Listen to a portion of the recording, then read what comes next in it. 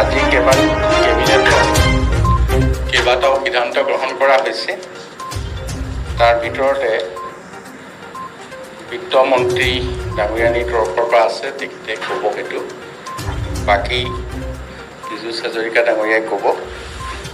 মই স্বাস্থ্য বিভাগৰ এটা বিষয়ে ক'বলৈ আগবাঢ়িছোঁ। আমি যিখিনি 1 লাখ নতুন চাকৰিৰ সিদ্ধান্ত গ্ৰহণ কৰিছিলোঁ, এই 1 লাখ চাকৰিৰ ভিতৰত স্বাস্থ্য বিভাগৰ ক্ষেত্ৰত বিশেষকৈ যিখিনি টেকনিকেল বিষয় আছে, ডক্টৰ, নাৰ্ছ, পেৰামেডিকেল ষ্টাফকে ধৰি ইয়াত আমি 8,855টা পোষ্ট আজি কেবিনেটে মোকলাই দিবলৈ সিদ্ধান্ত লৈছে আৰু 8,855টা পোষ্টৰ অহা ছেপ্টেম্বৰ মাহত ইয়াৰ বাছনিৰ বাবে আবেদন গ্ৰহণ কৰা হ'ব আৰু অতি সোনকালেই ইয়াক পূৰণ কৰা হ'ব। আমি আশা কৰিছোঁ বৰ্তমান চিকিৎসালয়সমূহত যি অভাৱ আছে, এই অভাৱ আমি বেছিভাগেই পূৰণ কৰিব পাৰিম। প্ৰক্ৰিয়া আৰম্ভ হ'ব ছেপ্টেম্বৰ মাহৰ। এই প্ৰক্ৰিয়া আমি আৰম্ভ কৰিম। আগষ্ট মাহত কিছু প্ৰস্তুতিৰ প্ৰয়োজন হ'ব, ছেপ্টেম্বৰ মাহতে প্ৰক্ৰিয়া আমি আৰম্ভ কৰিম। আমাৰ স্বাস্থ্যমন্ত্ৰী ডাঙৰীয়াই যিখিনি কথা কৈছে, মই তাতে এটা অনুৰোধ কৰি দিছোঁ।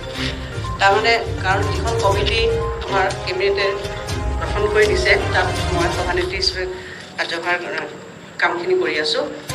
বিশেষভাৱে যোৱা 2খন কেবিনেটত আমি এই 1 লাখ চাকৰিৰ আমি 3টা বিভাগ, ক্ৰমে স্বাস্থ্য বিভাগ আৰু শিক্ষা বিভাগ আৰু গৃহ বিভাগ, এই 3টা বিভাগত আমি এতিয়ালৈকে কেবিনেটে প্ৰায় 52,500 পদ অনুমোদন দিছে কেবিনেটে। আৰু সেইখিনি কাম ছেপ্টেম্বৰ মাহত বিভাগবিলাকে কৰিব আৰু বাকীখিনি আমি চালি জাৰি চাই আছোঁ। পিছৰ পৰ্যায়ত সেইখিনি পদো আমি আচলতে কেবিনেটৰ পৰা 52,500 এতিয়ালৈকে 1 লাখৰ ভিতৰত, হয়, 1 লাখৰ ভিতৰত আমি 52,000 পদত এতিয়ালৈকে 3টা ডিপাৰ্টমেণ্টৰ প্ৰক্ৰিয়া আৰম্ভ হোৱাৰ ডিচিশ্যন লোৱা হ'ল। তাৰে 22,000 এডুকেশ্যন, 22,000 পুলিচ আৰু 8,000 হেল্থ, টোটেল 52,500। ইতিমধ্যে তেওঁলোকৰ প্ৰক্ৰিয়াখিনি ছেপ্টেম্বৰ মাহৰ পৰা আৰম্ভ কৰিব। মই সেইখিনি সকলৰ কাৰণে এটা সুখবৰ আছে।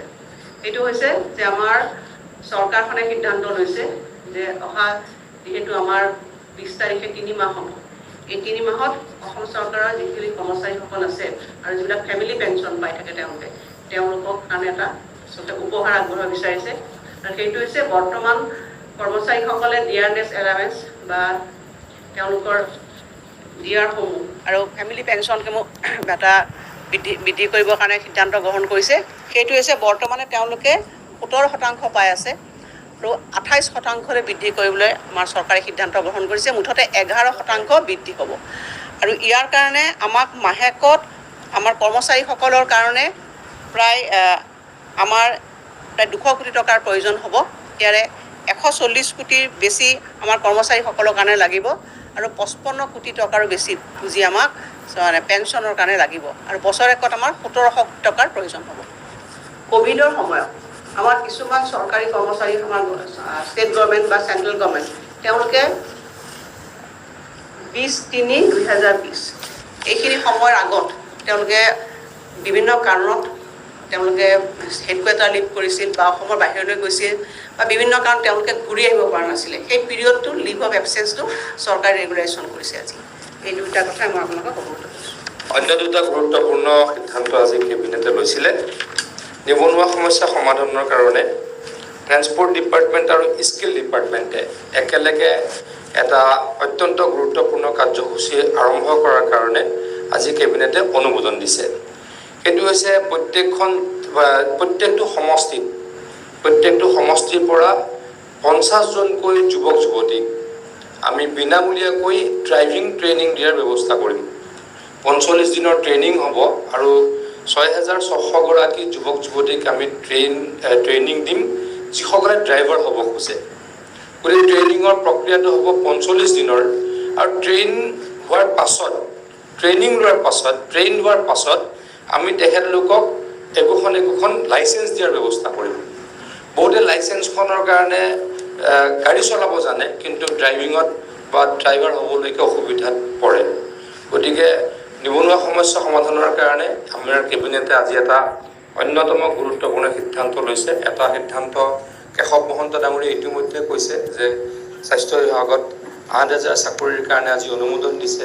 বাইদেৱেও কৈছে কেইবাটাও ডিপাৰ্টমেণ্টৰ কথা। গতিকে এইটো এটা অন্যতম গুৰুত্বপূৰ্ণ কথা। নিবনুৱা সমস্যা আৰু সমাধান অকল চৰকাৰ